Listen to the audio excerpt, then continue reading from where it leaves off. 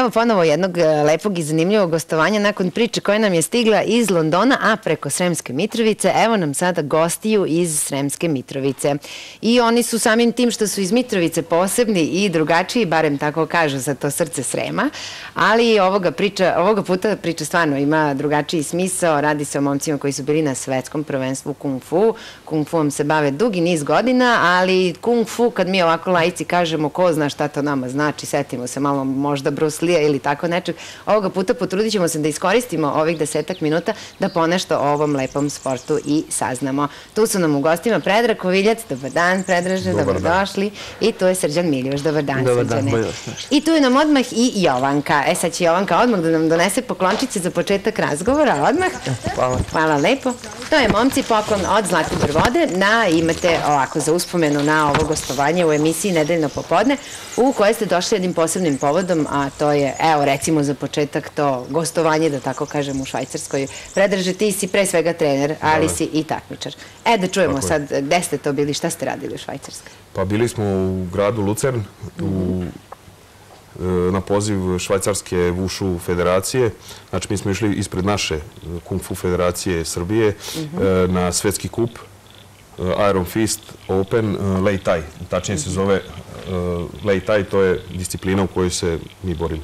Kako ste to baš vi ispred našeg saveza išli, kao naša reprezentacija? Pa ja sam savezni selektor i trener državne reprezentacije. Aha, dobro. I vršim odabir boraca za... Bravo, bravo. I kako ste se tamo pokazali? Srđane, vi ste putovali tamo također? Da, tako. Da? I kakva su iskustva? Pa, iskustva su odlična. Ja sam, bio sam drugi, pošto zadnju borbu nisam mogao da radim zbog povrede. Imao sam 2 borbe i imao sam jake protivnike i pokazali su se naravno da su i Švajcarci dobri u Kung Fu. Ko bi rekao, oni onako hladni. Ali ipak smo bolji, jeli? Dobro. Išla su još 2 momka koja su uzela zlatne medalje isto. Bravo, dobro. Njih ćete da pozdravite. Eto, znam da nismo mogli... Tešić Bojan i Noćaj Zore. Odlično, dobro. Predraže, šta je Kung Fu uopšte? O čemu se tu radi? Kakve su to borbe? Jesu to samo borbe? Ovako, Kung Fu je kineska veština, za razliku od karate, aikido, judo i ti poznati veština, što ste svi čuli. Znači, Kung Fu je veština koja je borilačka veština koja je nastala iz Kine. Sad, ovo što mi radimo što se tiče takmičenja, to je sportski deo Kung Fu-a. Mi tačnije vežbamo tradicionalni Wing Chun. To je stara veština u kojoj nema nikakvih pravila, znači baš je ratnička veština korišćena baš je žestoka u tim vremenima kada je to bilo potrebno. Sad, mi, pošto smo u sportskim tim okvirima, idemo na sva sportska Kung Fu takmičenja na koje nas pozovu i tamo se prilagodimo tim pravilima i radimo to što treba da radimo. Mi kao i uvek, mi sve možemo, jeli? Da. Samo malo se prilagodimo, dobro? I uvek uzmemo jedno od prva 3 mjesta. Pa bravo, bravo. Nisam znala da smo tako uspešni u tom sportu. Nekako, kod nas naravno uvek se obraća pažnja više na ove naše timske sportove, gde ja kažem malo se više, čini mi se, tuku u tim našim timskim sportovima nego tamo gde treba da se tuku u onim sportovima koji podrazumevaju neku borbu. No dobro, doneli ste nam i neke snimke. Doneli ste snimke, pretpostavljam, baš sa ovog takmičenja, tako? I evo, možemo da vidimo prvu borbu i sad vi ćete gledalci da gledate, malo tu sad, ovo je, čini mi se, priprema, tako? Da, ovo je trening, malo, to je u Švajcarskoj u bašti, jednoj, ovo je malo šetnja kroz grad. Je li lepo u Švajcarskoj? Pa predivno je. Predivno, je li? Sve onako uredno? Da, da. Sve je kao nacrtano. Sve je kao nacrtano. Jeste vidjeli Milka Kravića ofarbane? Da, i to žive. Odlično. Šetaju, tamo ima ih raznih. Dobro, dakle, ja sam mislila da ćemo odmah da vidimo borbu, no ovo je nešto od tog grada. Koliko ste vremena proveli tamo i ovako, kakvi su vam utisci, kakvi su drugi borci? Jeste se družili malo? Jesmo, mi smo došli 2 dana ranije, tako da smo upoznali sve te borce i oni su međusobno svi upoznali, družili se i tako. Jedna od lepota bavljanja bilo kojim sportom je upravo i ovako nešto, putovanje negde, pa da se malo vidi sveta, da se malo sretnu drugi ljudi, druge kulture. To baš kod nas nemamo često običaj, zapravo nemamo često mogućnosti. Upravo je to jedna od muka sporta, srpskog sporta uopšte, zato što nema se para da se ode na ovako takmičenje. Da li ste vi imali pomoć neke firme, nekih ljudi koji su pritekli, onako priskočili? Mi smo imali pomoć od naše opštine iz grada i Imali smo neku asistenciju i pomoć iz Saveza, ali je to sve u jako skromnim okvirima, da sami sebe ne finansiramo, ne bi mogli da idemo van države. Svakako ne bi bilo dovoljno, da. Dakle, morate da se bavite i nekim drugim ozbiljnim poslovima da biste mogli i da otputujete. Dobro, ja sad predlažem da se vratimo u studio i da najavimo neko od tih borbi. Koliko u proseku traju borbe? Sad to me zanima. Da li postoji neko određeno vreme, kao u boksu, sad runda traje toliko, ili dok se ne savlada protivnik? Srđane, kako to ide? Pa, obično se, znači, borbe traju po 2,5 minuta. Znači, ako je, na primjer, ako je jedan protivnik dobio jednu borbu, znači jednu rundu i drugu rundu, znači njegova je pobjeda, ne radi se treća runda. U slučaju nerešenog radi se treća runda. Aha, dobro. Na 2 dobijene se ide. Znači ako se prve 2 runde pobedi, treća se ne radi. Da. Dobro, znači 2 poena su dobijene. Ovdje gledamo Srđana protiv švajcarskog borca. Srđan ima belu kacigu, tako ćemo ih razlikovati, pošto su obojice crveni. Tu su dozvoljeni svi udarci rukama i nogama, laktom i kolenom i bacanja. I, znači, totalna borba, nema samo parter. Da. Znaš što mene Srđane zanima? Kako nemate modrice? Ja ne bih znala kako da se izborim sa modricama od ovog. Šalim se malo. Srđane, imaš li ti neki pokret ili neki zahvat ili kako se to već zove, da je neka tvoja uža specijalnost? Da kažeš da ti je to baš onako glavni adut u borbi? Pa onako, najviše volim bacanja, to mi najviše leži i vidjet ćete baš tu u borbi, ovo će biti dosta takvih poteza. Da. Dakle, baš bacanje, u stvari uspeš protivnika da potpuno onemogućiš tako što ga baciš na zemlju, to hoćeš da kažeš. Specijalista je da uhvati nogu od protivnika i da ga sruši dole.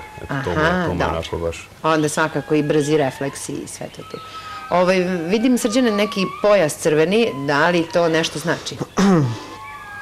To znači postoji crni ugao i crveni ugao, pošto smo ja se nosio tu da bi označio taj crveni ugao. Da bi se, znači samo to. Evo gledajte bacanje, to je to.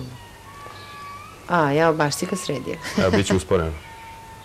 Aha, tu te malo promašio i tu je izgubio ravnotežu, a i tu si ti stupio na scenu, Srđane, ovo je bilo spektakularno, po meni. Da, ovo je kraj runde. Aha, to je kraj runde, dobro. Tako izgleda, znači ta jedna borba 2 minuta i onda ide odmah... 2 minuta je runda, i minuta je pauza, onda ide opet sljedeća runda i ako je jedan protivnik dobio obe runde, treća nema svrhe da se radi. Ako je jedna bila recimo nerešena, onda se radi i ostale 2. Dobro, Srđane, šta se dešava u toj pauzi između 2 runde? U toj pauzi odmaranje, koliko god možeš da se odmoriš i savjet trenera koji u tim trenucima mnogo znači. A i koliko ih čuješ uopšte, savjete trenera? Koliko stvarno mozak u toj silnoj frci i sad tu je adrenalin, mogu da mislim koliko podignuti? Samo trenera i čujem. Samo ga čuješ njega, znači on pomogne svaki njegov savjet, tako? Nije da džabe priča, peđe kao da. Dobro, možemo, evo sad gledamo i sljedeću borbu. Ovo je Tešić Bojan. On je svoje zlato, tako? Da. To je finalna borba, radi sa borcem iz Švedske. Evo gledajte, ovo low kick, niski udarac nogom i paralizovao mu i butinu. Pa baš ga je sredio. Na tu tehniku je i dobio borbu. Još jedna, ja mislim da će biti sad, stalno ga udara taj udarac, pošto taj protivnik ne zna to da odbrani, izgleda. Aha, našao mu je slabu tačku. Da. Koliko brzo uopšte može da se pronađe slaba tačka kad ste svi tako brzi i kad su tu refleksi neverovatni? Mislim, prosječan gledalac jedva pokapira šta se tu sve izdogađalo. Koliko brzo može da se... Evo, to je kraj. Evo, dobio je taj udarac i ne može da stoji. I loše mu je. Nije mu dobro. A koliko brzo može da se nađe slaba tačka? Pa zavisi od protivnika, koliko je protivnik dobar. Dok se sve tu izudaraju tačke. Da, mi znamo gde treba da udaramo, a sad znaju i oni da udaraju isto koji mi. Da. Ko je više uvežban, to je... Dobro. A sad ovdje nam je nešto... To je, on se raduje sad kraj borbe. Bravo, momče, također, dakle, Mitrovčan. Koliko dugo postoji klub? Klub postoji od 1994. godine. Pa dosta ozbiljno radi. Ja sam ga osnovao i tako da dosta dugo već. Da.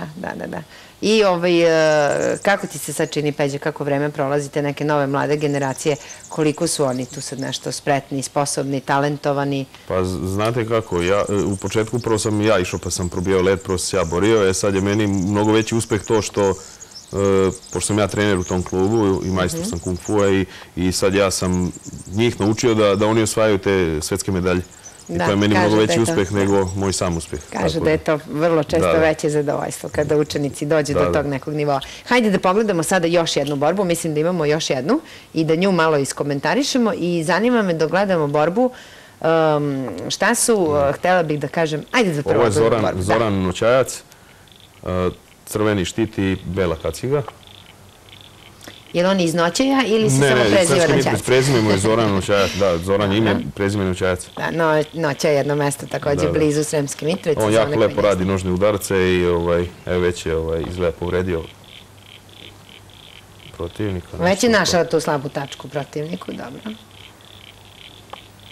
Ovo je sad taj odmah. Spala oprema, pa mu vezuju taj crveni pojas što ste pitali, pošto je on iz crvenog ugla. Eto, taj samo smeta u stvari. Da, obično smeta, da.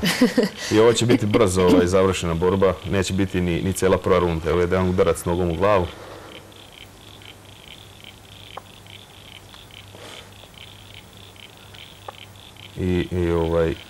Ovo stvarno strašno izgleda, ja ne znam, koliko ozbiljno možete da se povredite pri takvom udarcu u glavu? Evo, reci Srđan, ti. Pa, dešavaju se... Koliko ovo je jedna mala kaciga? Evo, ovo je kraj borbe. Dešavaju se povrede, često rade nosila i to je... Ovo je bilo ozbiljno. Da, recimo na ovom takmičenju dva borca su bila tako nokautirana da su odneti nosilima. Znači, može da se desi ozbiljno povreda. Da. Pa ja sam mislila to je mnogo... Ili ima udaraca i laktom i kolenom i onda je tako da... Pa, pravo da vam kažem, nisam očekivala da je to ovako žestoko i ovako ozbiljno. Dakle, još jedan pobednik, također Mitrovčan. Da, Zoran Noćajac. Bravo. Bravo, Zorane, čestitke, evo odavde iz studija, iz Subotice. Šta mi još zanima, momci? Koji sve aspekti, da tako kažem, ovog sporta postoje? Šta to vi još koristite u životu? Osim što sigurno nijednom nekom grubijanu ne bi palo na pamet posle ovog snimka da vam priđe tako da vas izazove kao nešto. Da vas dira, sigurno ne bi niko. Ali da li postoji još nešto osim te borbe što steknete tokom treniranja kung fu? Meni je lično pomaže kung fu da održim koncentraciju koja mi je neophodna u svakodnevnom životu.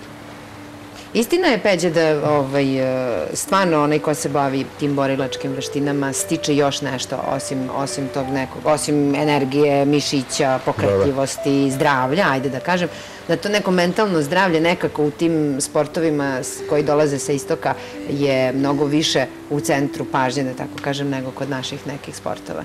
Da li se to primeti na momcima koji počnu da treniraju, kakvi su bili pre i kakvi su kasnije posle nekog godina? Dižemo sebe na viši fizički i psihički nivo. Znači, to je osnova svega. A posebno na čemu ja radim, to su strahovi. Znači, nema čoveka koji se ne boji. I glavna stvar koja se uči na treningu je kako čovjek da živi i da sarađuje sa strahom, jer strah je tu da nas zaštiti, ali nekad i...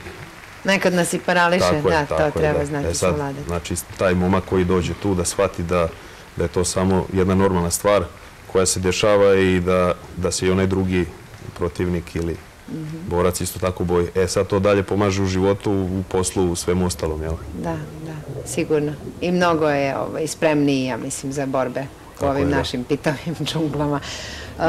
Imam jednog švrću u porodici koji voli jako ninja kornjače i savije u tim nekim borbama. Koliko je preporučljivo da dete ima godina kad počne da se bavi, recimo kung fu?